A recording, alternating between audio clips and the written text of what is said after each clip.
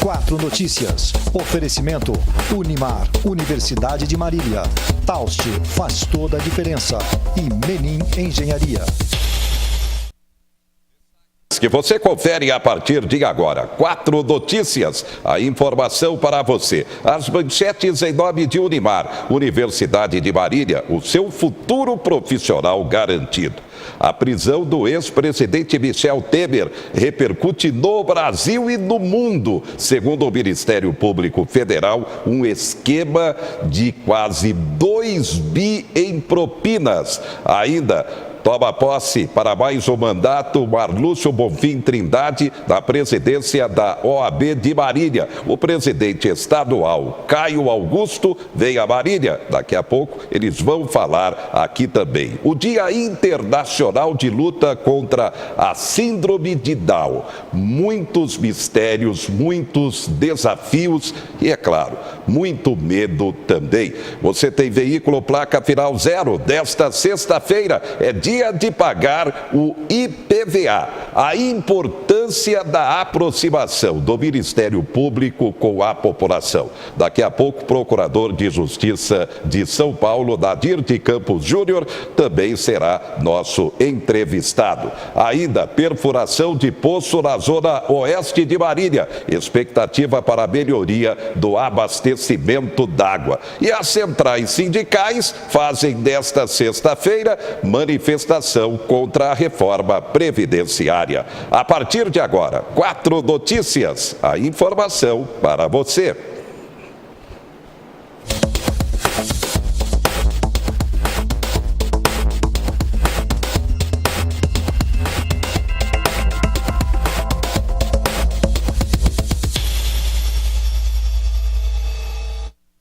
A economia não decola, o mercado de trabalho também não, e é claro, cai a popularidade do presidente Bolsonaro.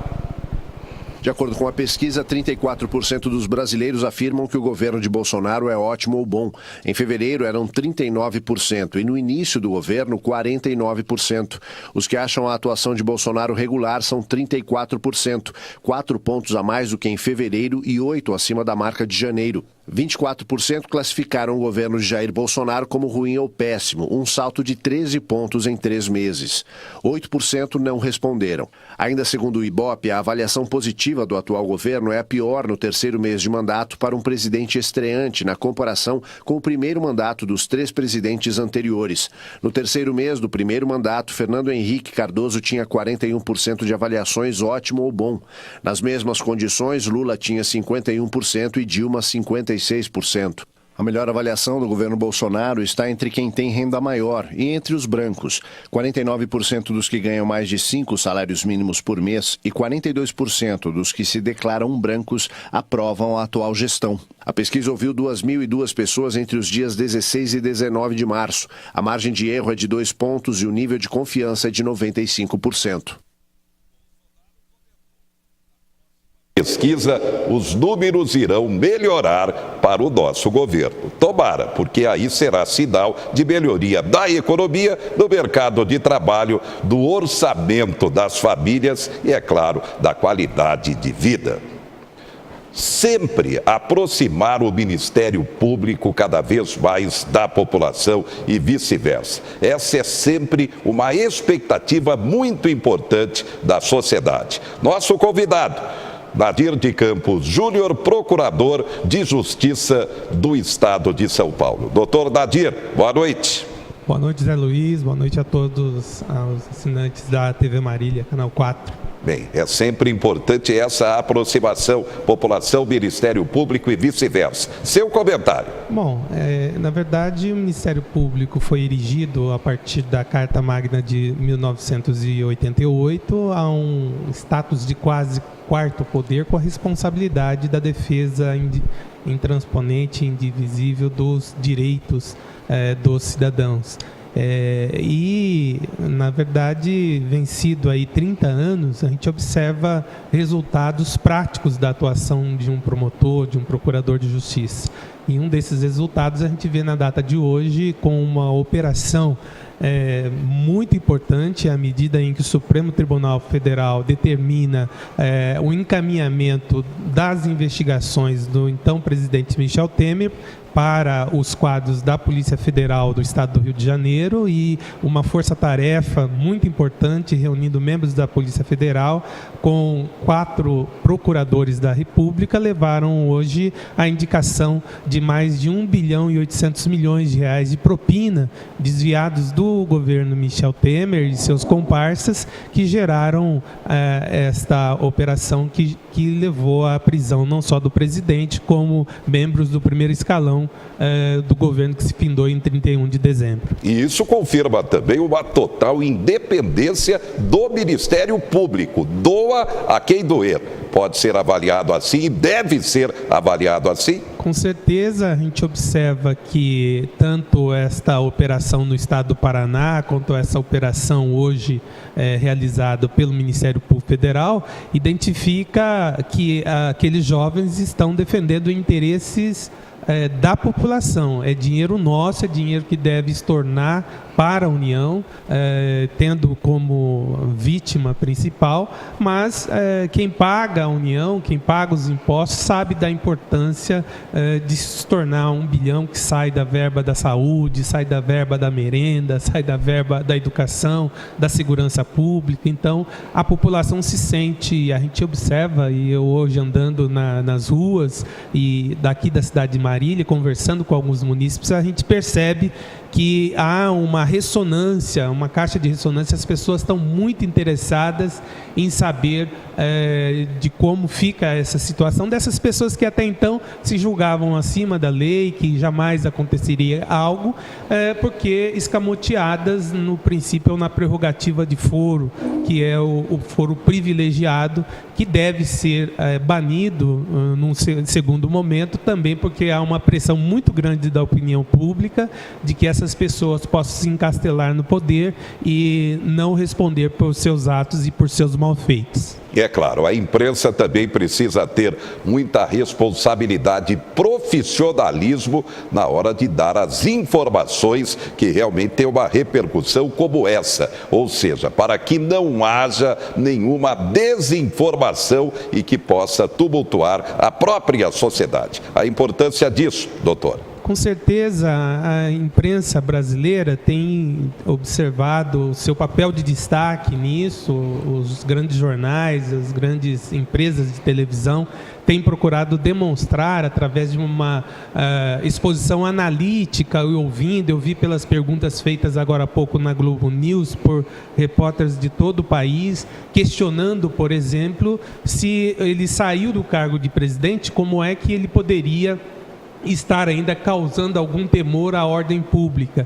E esses procuradores da República responderam com maestria. Eles deixaram o cargo, mas fizeram um pacto de sangue para uma aposentadoria futura de propina, ou seja, esse 1 bilhão e 800 não foi todo ele localizado, é uma soma de valores ainda com créditos a receber de propina, o que significa, na versão do Dr. Eduardo Aulage, que é um dos coordenadores da Lava Jato do Rio de Janeiro, que há uma necessidade de se brecar isso, de se parar de pagar esses valores que decorreram de fraude ao processo licitatório na chamada Operação Radioatividade. Devo lembrar ainda que, para até acalmar um pouco a população, hoje à tarde já foi impetrado habeas corpus em favor do presidente e dos seus principais assessores, e esse habeas corpus será encaminhado a um juiz que está prevento, ou seja, aquele juiz que já julgou casos anteriores. E esta operação nada tem a ver com a Calicut, que gerou a prisão do também PMDBista Sérgio Cabral, que estava lá tendo como ministro para solucionar as causas no Supremo Gilmar Mendes.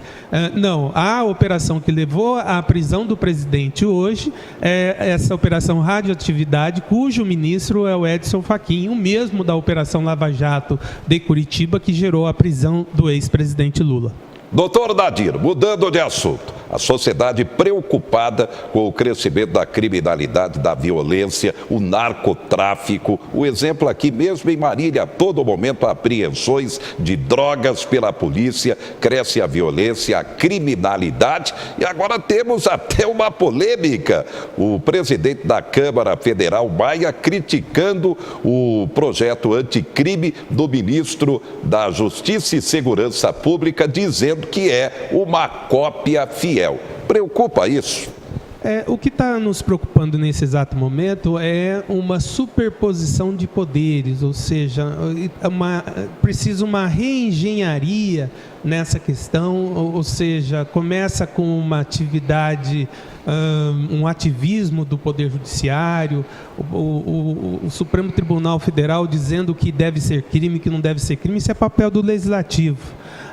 Um ministro que até ontem era membro do Poder Judiciário, agora como ministro da Justiça, ditando a pauta da Câmara, isso fere princípio constitucional da harmonia dos poderes.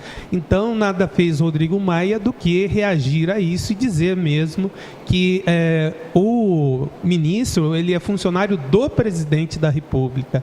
Ele deve, na verdade, contactar o presidente e o presidente fazer, no papel de chefe do Poder Executivo, a interlocução com o chefe do Poder Legislativo, o caso Rodrigo Maia. Então, é preciso que cada macaco esteja no seu galho na medida exata das suas atribuições. Quando uma instituição invade seara e poder de outra instituição, isso é ruim para a sociedade. Veja que esse trabalho feito hoje pelo Ministério Público, em parceria com agentes federais de primeiro escalão, levaram à prisão de um ex-chefe da nação. É quando há uma harmonia entre esses poderes é que as coisas acabam acontecendo. Quando há disputa de vaidades, questões relacionadas a aspectos pessoais da atuação de um ou de outro profissional, acaba enveredando em prejuízo da própria sociedade. Maior violência contra a mulher, agora é feminicídios, tem aumentado mesmo. Isso preocupa também o Ministério Público? Sim, nós estamos completando aí, indo para 3 anos da Lei Maria da Penha, com alguns acréscimos decorrentes da necessidade e aplicabilidade e efetividade dessa lei. Observem que nós temos um número muito grande de informações que agora são trazidas à polícia, que estão sendo trazidas ao Ministério Público, porque a mulher brasileira aprendeu a confiar numa equipe multidisciplinar, num espaço onde ela possa ser colocada com seus filhos. A nova lei que estabeleceu uma medida protetiva em relação à mulher, a próprio endurecimento do crime de homicídio com a criação do feminicídio, aumentando essa pena de 12 a 30 anos. Então, nós temos um sem número de decisões também dos tribunais superiores, confirmando a prisão desses violadores da lei. Inclusive aqui da região de Marília, a gente tem muitos processos lá tramitando nas câmaras criminais do Tribunal de Justiça, e o tribunal, por decisão tomada no Supremo, já está determinando a prisão dos maus maridos em razão de agressão das esposas quando ele é reincidente, fixado o regime semiaberto ou fechado. Independentemente da decisão subir para Brasília, o Tribunal de Justiça já está determinando a prisão dessas pessoas. Bem, o massacre de Suzano, maior envolvimento dos menores com a criminalidade. Tivemos aqui em Marília 3 menores que assassinaram o dono da boate Fênix e ainda colocaram fogo no corpo. E aí, quando temos casos polêmicos como esses, a população logo cobra a redução da maioridade penal. Sua opinião? Eu penso que já é chegada a hora e o momento da gente analisar com maior carinho a perspectiva de essa diminuição para 16 anos, porque esses jovens sabem o que estão fazendo. Quando o primeiro menor foi apreendido pelo delegado Dr. Tramontina aqui em Marília, ele já indicara o caráter pernicioso da atuação deles, ou seja, em 3, agredindo com golpes de faca em regiões vitais do corpo da vítima, levar essa vítima para vizinho município de Veracruz, atear fogo ao corpo e depois estacionar o carro da vítima na frente da casa do jovem, que levou a uma maior rápida atuação da polícia. No caso de Suzano, observar que é o menor Guilherme, com então 17 anos, que convence Luiz Henrique, com 25, de que a penúltima pessoa a morrer é o Luiz Henrique, que tem 25, e ele, menor, por último, acabou dando cabo da própria vida. Mas se ele quisesse se entregar, a ele seria aplicada uma internação máxima de 3 anos. É preciso que a gente possa mudar a Constituição Federal. Evidentemente que o quórum é condicional, 3/5, votação em ambas as casas do Congresso Nacional, Câmara e Senado Federal, 3/5 de votação em 2 turnos de votação, mas, de qualquer maneira, se a Constituição pudesse ser alterada, não é problema da sociedade a superlotação dos presídios. O problema da sociedade são esses menores que sabem o que estão fazendo e colocando em risco a sociedade, colocando todos nós numa situação de insegurança e depois recebendo o beneplácito do próprio governo com roupa, casa e roupa lavada dentro do sistema prisional. Vamos para um rápido intervalo. Daqui a pouco a sequência com o procurador do Tribunal de Justiça de São Paulo, Nadir de Campos Júnior.